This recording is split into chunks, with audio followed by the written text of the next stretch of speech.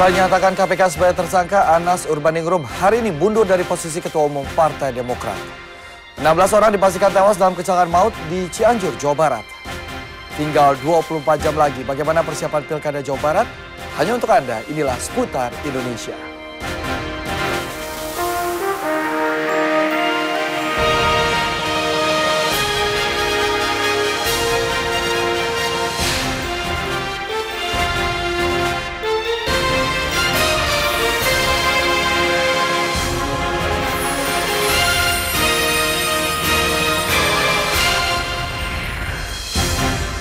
Dari studio RCTI Kebun Sirih, Jakarta, inilah Seputar Indonesia bersama Michael Chandra. Halo, selamat sore pemirsa. Seputar Indonesia hari ini Sabtu tanggal 23 Februari 2013 akan menyajikan informasi mundurnya Anas Urbaningrum dari Ketua Umum Partai Demokrat. Namun kami awali dulu dengan informasi kecelakaan maut yang menewaskan 16 orang di Cianjur. Pemirsa, hingga saat ini polisi masih menyelidiki kasus kecelakaan maut yang menewaskan 16 orang di Jalan Raya Cianjur, Sukabumi, Jawa Barat. Sejauh ini dari total korban tewas, baru 8 korban yang telah berhasil diidentifikasi.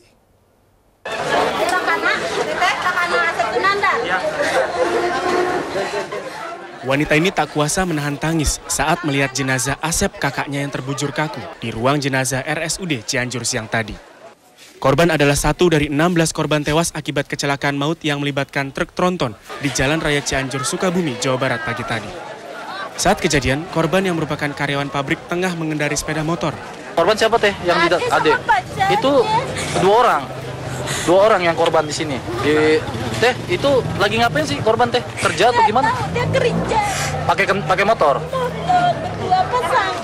Dua pasangan. Udah ngeliat teh itu tadi? Udah. Sementara hingga saat ini, 12 korban luka parah masih dirawat intensif di ruang instalasi gawat darurat RSUD Cianjur. Kapolda Jawa Barat Irjen Tubagus Anis Angkawijaya sempat menjenguk para korban siang tadi. Di antara 16 korban tewas termasuk diantaranya supir truk tronton tersebut. Kecelakaan berawal saat truk tronton bermuatan oli melaju dengan kecepatan tinggi dari arah Sukabumi menuju Cianjur. Setibanya di Jalan Bang Bayang Cianjur, truk diduga mengalami remblong hingga tak terkendali. Sopir truk membanting setir hingga masuk arah berlawanan, hingga menabrak sebuah mobil, 10 pengendara motor, dan sejumlah pejalan kaki. Mobil baru berhenti setelah menabrak sebuah rumah di pinggir jalan. Sejauh ini proses identifikasi jenazah masih terus dilakukan karena dari 16 korban tewas, baru 8 korban yang diketahui identitasnya. Sebagian besar korban tewas dan luka-luka adalah karyawan pabrik yang hendak berangkat kerja tadi pagi. Dari Cianjur, Jawa Barat, Rendra Gozali melaporkan. Pemirsa, 3 hari sudah evakuasi 11 jenazah korban tewas akibat penembakan di distrik Sinak, Kabupaten Puncak Jaya, Papua belum bisa dilakukan. Evakuasi hari ini dengan mengirim pasukan pemukul Kodam 17 Cendrawasih gagal dilakukan karena situasi di Bandara Sinak belum aman.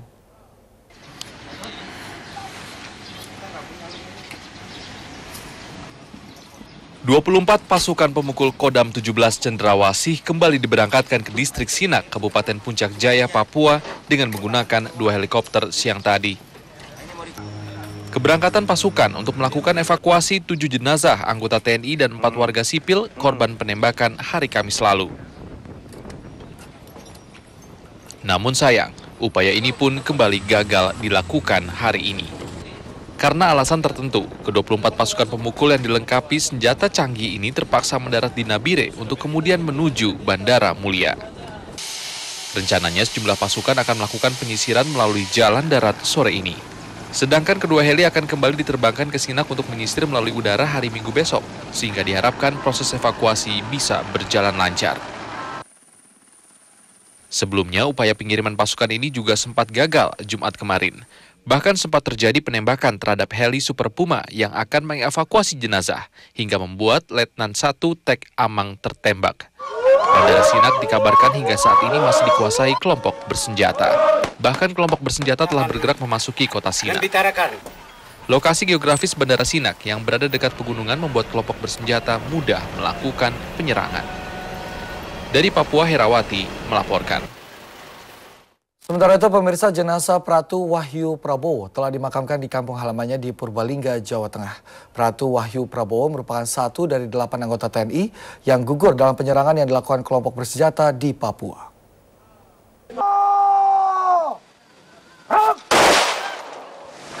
Dengan menggunakan upacara militer, jenazah Pratu Wahyu Prabowo hari ini dimakamkan di TPU Desa Karanganyar, Purbalingga, Jawa Tengah. Suasana duka menyelimuti proses pemakaman anggota TNI yang tewas dalam penembakan oleh kelompok bersenjata di Papua ini. Puluhan rekan korban di Kopassus Grup 1 Serang, Banten, serta anggota TNI dari Kodim dan Batalion ikut memberikan penghormatan terakhir. Tak kuasa menahan sedih saat jenazah dimasukkan ke liang lahat, saudara kembar korban pingsan. Keluarga sangat terpukul karena tak lama lagi korban akan melangsungkan pernikahan dengan gadis pujaannya usai bertugas di Papua. Namun tak disangka takdir berkata lain. Pratu Wahyu Prabowo bertugas di Papua sejak 8 bulan lalu. Korban menjadi anggota Kopassus sejak tahun 2009 dan bertugas di Serang, Banten. Pratu Wahyu Prabowo merupakan 1 dari 8 anggota TNI yang gugur akibat penembakan kelompok bersenjata di Papua Kamis lalu. Dari Purbalingga, Jawa Tengah, Catur Edi Purwanto melaporkan. Kita ke Sumatera Utara, pemirsa. Pembunuh balita Selo Nababan beberapa hari lalu telah tertangkap. Sesuai dengan perkiraan polisi, pembunuh adalah tetangga Selo sendiri. Pelaku mengaku melakukan tindakan keji karena sakit hati pada ibu korban.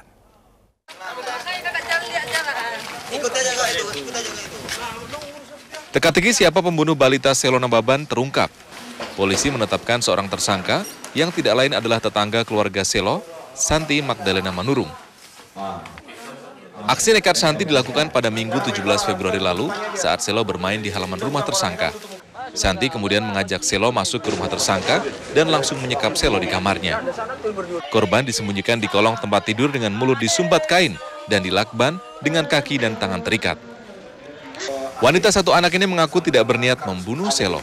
Santi menculik Selo untuk memberikan pelajaran kepada ibu korban, Kasma Manurung, sebab menurut tersangka, perilaku Kasma sering membuatnya sakit hati. Aku hanya keluar dari ada bisikan di dalam hatiku. Bisikan apa itu? Entah bisikan apa di dalam hatiku yang kecil untuk menekap, terus membunuh, bukan membunuh, menyekap dan menculik, itu aja, bukan membunuh. Setelah tewas, jasad Selo kemudian dibuang tersangka di tempat sampah dan ditemukan pada Selasa sore 19 Februari dengan luka jeratan di leher dan pukulan benda tumpul di kepala. Sementara soal permintaan uang tebusan sebesar 2 miliar rupiah melalui pesan singkat SMS, pelaku mengaku memang sedang membutuhkan uang. Pelaku boleh saja menyangkal tidak berniat membunuh Selo, namun polisi tidak akan begitu saja percaya. Santi terancam tuduhan pembunuhan berencana dengan hukuman 20 tahun penjara. Dari Deli Serdang, Sumatera Utara, Amiruddin melaporkan. Ya, kita beralih ke informasi lain. Pemirsa, setelah dinyatakan sebagai tersangka oleh KPK tadi malam, Anas Urbaningrum hari ini resmi mundur dari posisi Ketua Umum Partai Demokrat. Meski demikian, dalam jumpa persnya, Anas menyatakan yakin dirinya tidak bersalah. Anas menyatakan berbagai rangkaian peristiwa politik berada di balik penetapan sebagai tersangka.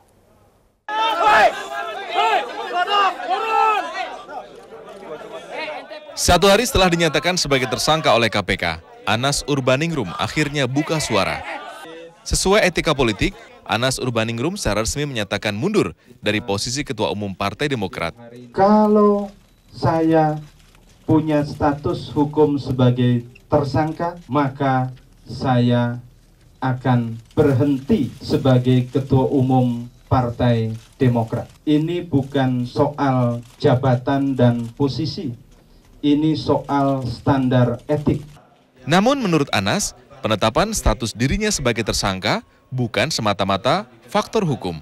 Ketika ada semacam desakan agar KPK segera memperjelas status hukum saya akan menjadi tersangka di KPK setelah saya dipersilahkan untuk lebih fokus berkonsentrasi menghadapi masalah hukum di KPK. Meski demikian, Anas yakin dirinya tidak bersalah. Bukti-bukti dan saksi-saksi yang kredibel, saya meyakini betul sepenuh-penuhnya bahwa saya tidak terlibat di dalam proses pelanggaran hukum yang disebut sebagai proyek Hambalang itu. Sempat terjadi kericuhan saat Anas hendak meninggalkan ruang konferensi pers siang tadi. Anas ditetapkan sebagai tersangka oleh KPK Jumat kemarin atas dugaan menerima hadiah atau janji yang berkaitan dengan kewenangannya sebagai anggota DPR periode 2009-2014 sebelum menjadi Ketua Umum Partai Demokrat. Banyak pernyataan tegas yang langsung ditujukan oleh Anas Urbaningrum kepada Majelis Tinggi Partai Demokrat.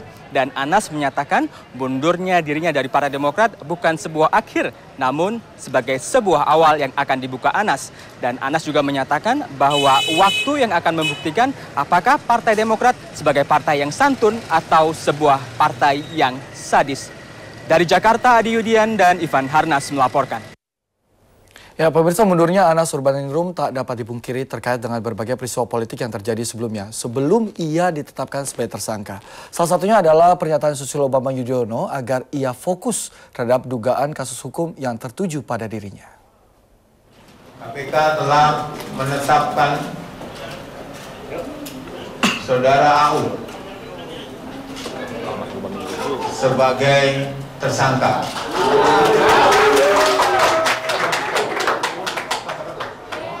Saudara AU adalah mantan anggota DPR, ya.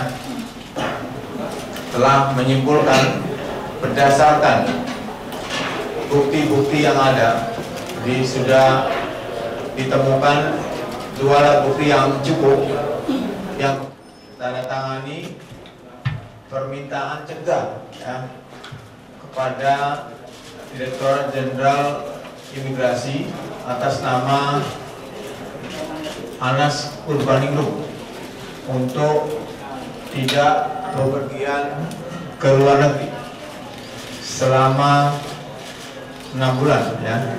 Dilakukan oleh penyidik KPK adalah yang pertama melakukan aset resip, ya, transaksi mencurigakan yang dilakukan oleh tersangka.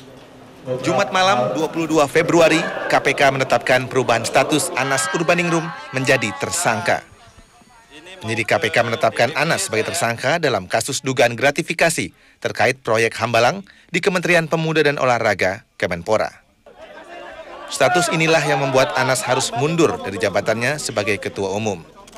1 pekan sebelumnya, tanggal 14 Februari, Anas menandatangani Fakta Integritas Partai Demokrat, yang salah satunya berisi agar ia mundur dari partai jika tersangkut kasus hukum. Sebelumnya, Presiden Susilo Bambang Yudhoyono selaku Ketua Majelis Tinggi Partai Demokrat sempat menyebutkan agar Anas fokus terhadap status hukumnya. Padahal saat itu Anas belum memiliki status hukum.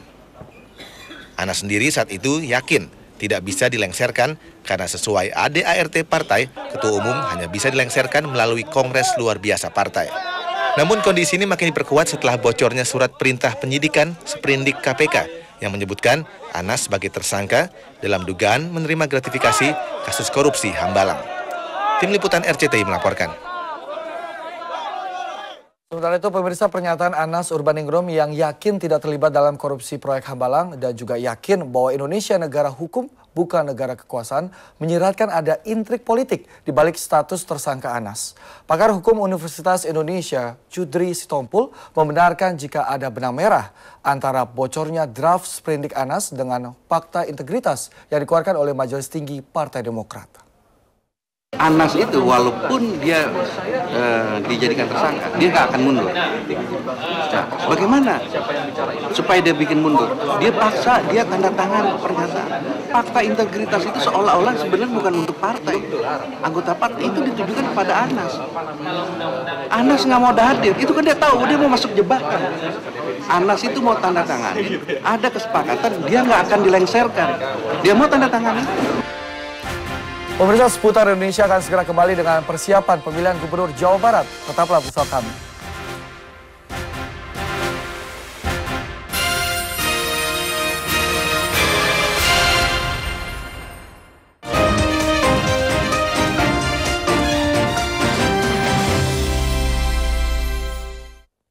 Pemirsa, kurang dari 24 jam, warga Jawa Barat akan menggunakan hak pilih mereka untuk menentukan siapa gubernur yang akan memimpin hingga 5 tahun ke depan. Sudah ada rekan Reska Mega Pratiwi yang berada di Sadangsari, Bandung, Jawa Barat. Selamat sore, Reska. Selamat sore, Michael. Ya, bagaimana persiapan dan suasana di tempat pemungutan suara atau TPS untuk pelaksanaan pilkada besok? Ya, Michael, 1 hari jelang pemilihan gubernur dan wakil gubernur Jawa Barat, sejak pagi tadi sejumlah tempat di kota Bandung ini sudah disibukkan dengan pembuatan atau persiapan tempat pemungutan suara. Seperti tempat saya berada saat ini, yakni di TPS 42 Sadang Sari, Kelurahan Sekeloa, Bandung Utara. Michael, bisa Anda lihat di belakang saya, sejumlah panitia pemungutan suara sedang menyiapkan bilik suara untuk tempat mencoblos esok hari. Nah, Michael, selain TPS tempat 2 tempat saya berada saat ini, saya juga tadi sempat melihat TPS-TPS lainnya. Salah satunya adalah TPS 01 di wilayah Babakan, Ciamis, tepatnya di samping rumah dinas Gubernur Jawa Barat. Nah, TPS 01 ini besok akan menjadi salah satu tempat yang mendapat perhatian atau menjadi pusat perhatian karena di TPS inilah Gubernur Jawa Barat yang maju kembali menjadi calon gubernur incumbent Ahmad Heriawan akan menggunakan hak pilihnya. Di sini nama Ahmad Heriawan dan keluarga tercatat dalam daftar pemilih bersama sekitar 300 warga lainnya.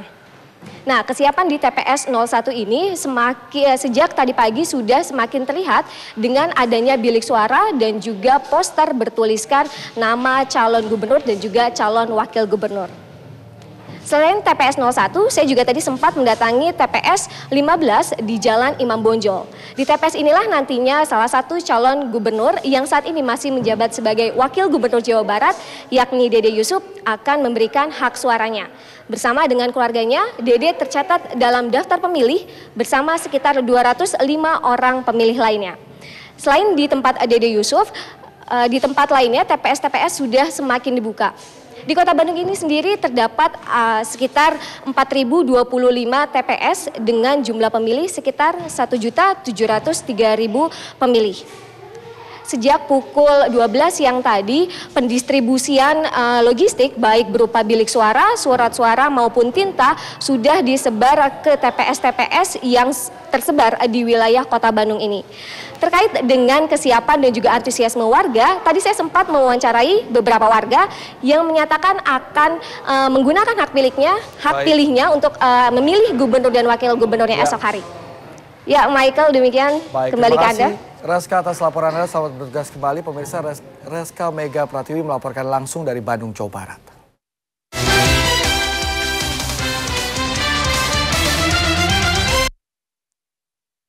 Dan pemirsa, kami masih akan kembali dengan sejumlah informasi lain. Tetaplah bersama kami dalam Seputar Indonesia.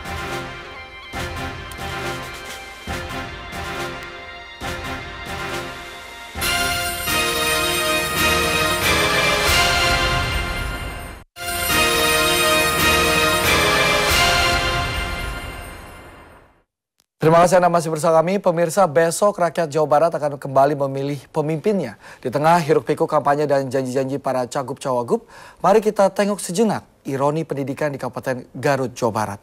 Para siswa harus rela berbagi dalam satu ruang kelas di waktu yang bersamaan.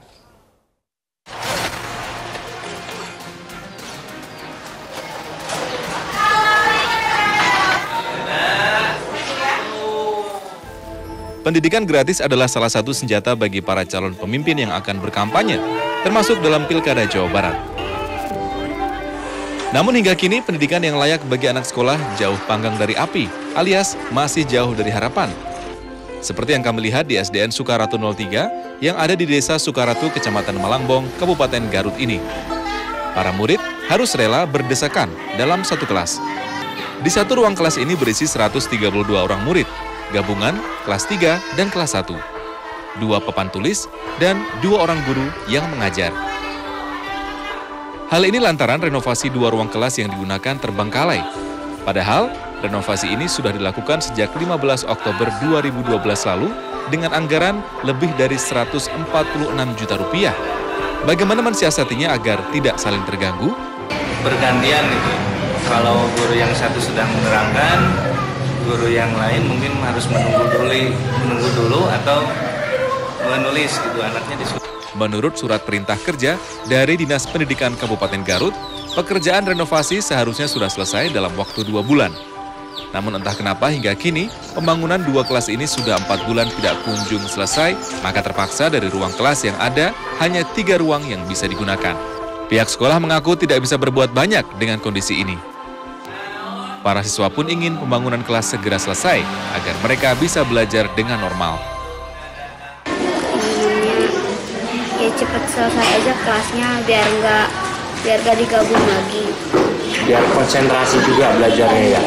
Kondisi ini hanyalah satu dari sekian banyak permasalahan pendidikan yang ada di Jawa Barat. Semoga saja para calon gubernur ini memahami permasalahan sesungguhnya yang ada di Provinsi Jawa Barat. Dari Garut, Jawa Barat, Asep Juharyono melaporkan. Dan pemirsa, sampai di sini jumpa kita di Seputar Indonesia Sabtu tanggal 23 Februari 2013. Berita terkini seputar Indonesia dapat Anda akses di www.okezone.com serta rctinews.okezone.tv. Saya Michael Chandra, terima kasih dan sampai jumpa. Seputar Indonesia yang pertama dan tetap yang terbaik.